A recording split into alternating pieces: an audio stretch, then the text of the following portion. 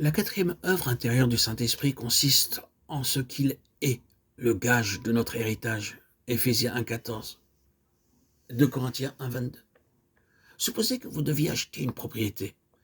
Vous iriez à la ville, vous regarderiez la propriété et si vous l'aimez, vous proposeriez de l'acheter pour une somme de 30 000 $, peut-être ou plus.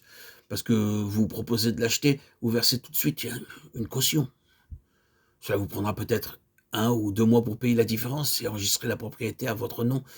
Mais vous pourrez dire, j'ai versé une caution de 500 $ pour ce terrain. Maintenant, cette maison et ce terrain m'appartiennent. Ce sont les arts, c'est ce qu'on appelle les arts, les avances.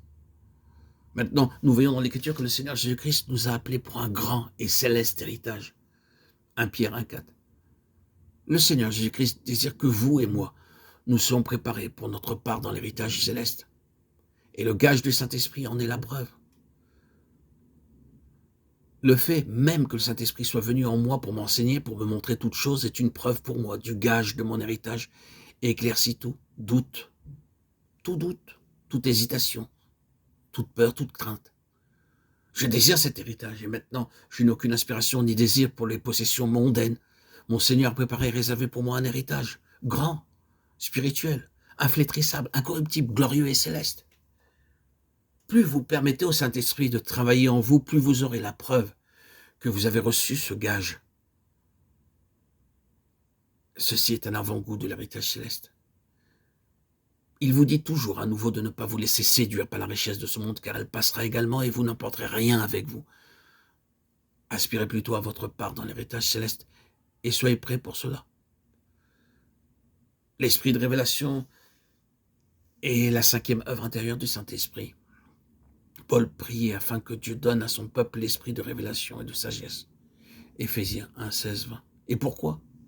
Qu'il illumine les yeux de votre cœur, pour que vous sachiez quelle est l'espérance qui s'attache à son appel, quelle est la richesse de la gloire de son héritage qu'il réserve aux saints et qu'il est envers nous, qui croyons l'infinie grandeur de sa puissance, se manifestant avec efficacité par la vertu de sa force. Il l'a déployé en Christ, en le ressuscitant des morts.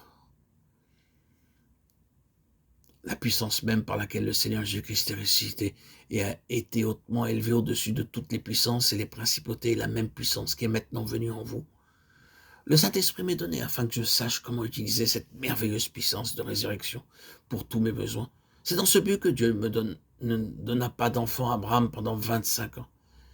Il promit dans Genèse 12, lorsqu'il était âgé de 75 ans, qu'il lui donnerait un fils. Après 25 ans d'attente, il lui donna un fils. Pourquoi dut-il attendre ? Il était devenu vieux et sa femme était devenue vieille. Il avait à présent 100 ans et elle était âgée de 90 ans. Ils avaient tous les deux passé l'âge d'avoir des enfants. Ainsi, à moins que Dieu ne mette une nouvelle vie dans leur corps, ils ne pouvaient pas avoir d'enfants. Dieu voulait montrer à Abraham qu'il y avait une puissance disponible pour lui, la puissance qui triomphe de la mort.